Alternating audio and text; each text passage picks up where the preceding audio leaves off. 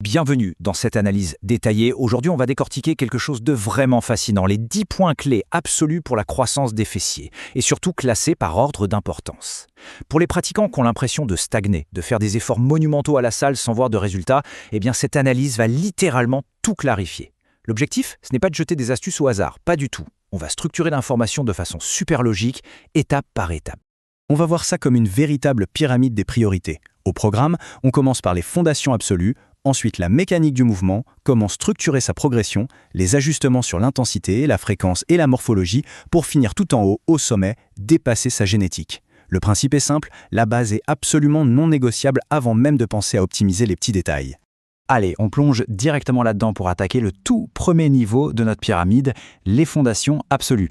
Alors oui, c'est vrai, c'est souvent perçu comme la partie la moins glamour de l'entraînement, mais c'est littéralement le socle de tout développement physique. Sans ça, le reste s'effondre comme un château de cartes. Ce qui nous amène au point numéro 1. Et honnêtement, c'est de très loin le facteur le plus critique, même si c'est pas le plus sexy. La régularité. Les données sont formelles, la transformation musculaire, c'est pas de la magie qui opère du jour au lendemain. La priorité absolue, c'est trouver une formule d'entraînement qu'on peut tenir sur le très long terme. Essayer de s'imposer une routine impossible, genre 6 jours par semaine quand on n'a pas le temps, c'est juste la recette parfaite pour abandonner. Une approche modérée, mais constante, va toujours surpasser une intensité extrême qui ne dure qu'un mois. Et logiquement, on en vient au point numéro 2, la nutrition. Il y a une analogie absolument géniale pour ça. Pour faire un beau château de sable, il faut du bon matériel, mais surtout du bon sable. Et l'alimentation, c'est exactement ce sable-là. Sans les bons matériaux de construction qu'on trouve dans la nourriture, les séances de sport ne peuvent tout simplement pas construire de tissu musculaire, c'est purement physiologique. En gros, l'alimentation se résume à 3 piliers. D'abord, il faut viser environ 2 grammes de protéines par kilo de poids de corps chaque jour, parce que c'est la brique essentielle du muscle. Ensuite, il y a l'apport en énergie global via les glucides, comme les pâtes, le riz ou l'avoine. Et le troisième point, hyper important psychologiquement, manger des aliments bruts et de qualité, oui, mais sans jamais oublier le plaisir. Se frustrer avec des régimes ultra stricts, ça mène direct à l'échec du point numéro 1. Vous savez, cette fameuse régularité dont on vient de parler. On passe maintenant au deuxième palier de notre pyramide, la mécanique du mouvement. Une fois que la nutrition et la régularité sont bien verrouillées, il est temps de regarder exactement comment exécuter les mouvements à la salle pour avoir de vrais résultats concrets. Ce qui est vraiment super intéressant ici, c'est de bien faire la différence entre la tension mécanique et la simple sensation de brûlure. On a souvent tendance à croire qu'un exo est incroyable juste parce qu'il brûle atrocement. Eh bien, l'analyse détruit complètement ce mythe. En hypertrophie, le vrai moteur de la croissance, c'est la tension mécanique qu'on applique sur les fibres. La brûlure, c'est juste une sensation, c'est pas du tout l'indicateur absolu d'un bon exercice. Du coup, pour le point numéro 3, comment on choisit ces exercices? L'analyse met en avant 4 catégories incontournables. On a les mouvements à forte tension de contraction, genre le hip thrust. Ensuite, les mouvements à forte tension d'étirement, comme le RDL, qui est redoutable. Troisièmement, les exercices unilatéraux, comme les fentes bulgares, parfaits pour l'équilibre. Et enfin, l'isolation du moyen fessier. D'ailleurs, des outils comme la machine à abduction sont souvent mal vus, mais en réalité, c'est d'une efficacité clinique si on sait s'en servir. Pour le point numéro 6, on aborde le grand débat de la charge contre la technique.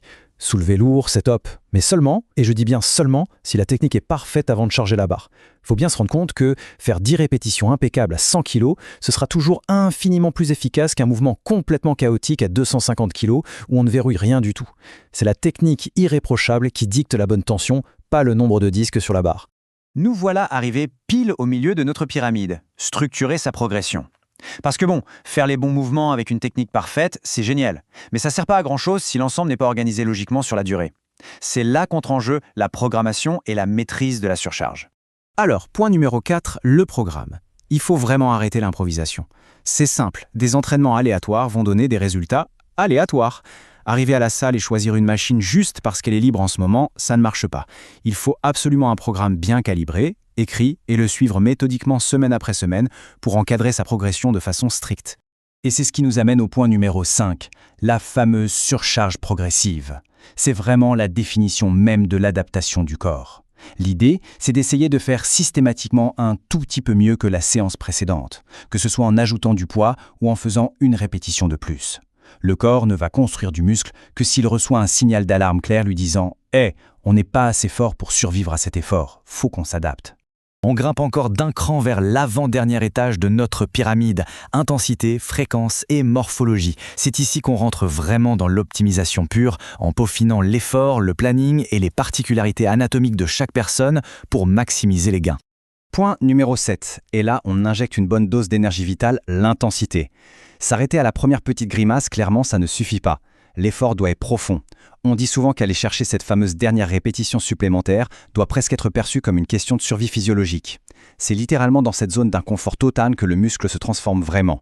Le point numéro 8 s'attaque à la morphologie, surtout pour les profils qu'on appelle quad dominants, où ce sont les cuisses qui ont tendance à faire tout le boulot à la place des fessiers. La solution, elle est mécanique. Il suffit de petits ajustements. Par exemple, incliner le buste légèrement vers l'avant pendant des fentes vulgaires ou miser à fond sur les mouvements de forte tension d'étirement comme les RDLs. Ces petits changements de levier permettent de rediriger toute la charge vers la bonne zone. C'est un vrai game changer. Point numéro 9, à quelle fréquence s'entraîner? Les données tranchent la question avec ce chiffre clé, 2 à 3 séances par semaine. Concrètement, 2 séances, c'est l'idéal pour l'immense majorité des pratiquants. Passer à 3, c'est un outil très puissant. Mais attention, ça doit être strictement réservé aux profils très avancés. On parle de justifier de plus de 2 ans de pratique rigoureuse pour être sûr que le corps soit capable de supporter un tel niveau de récupération.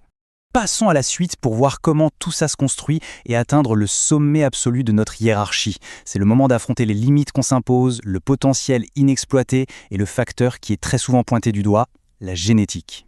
Pour aborder ce 10e point, il faut se poser une question qui bouscule un peu. Est-ce que la génétique est vraiment une limite absolue après seulement 1 ou 2 ans de muscu? Franchement, ça démonte complètement cette idée reçue extrêmement limitante qui voudrait qu'un manque de résultats rapides soit juste une fatalité génétique. Structurellement parlant, après 1 an ou 2, c'est beaucoup trop tôt pour en tirer une telle conclusion. Du coup, la vraie conclusion de ces 10 points, elle est profondément porteuse d'espoir. C'est indéniable, la base anatomique de départ n'est pas la même pour tout le monde, c'est un fait. Mais des résultats exceptionnels sont à la portée de tout le monde. L'application d'un effort acharné, intelligent et surtout adossé à cette pyramide structurelle qu'on vient de voir, ça garantit des transformations physiques profondes et indiscutables. Et on termine avec cette petite réflexion percutante. A-t-on réellement construit une fondation solide, maintenu une régularité de fer et suivi une nutrition optimale avant d'accuser sa génétique? C'est le bilan honnête qu'il faut se faire.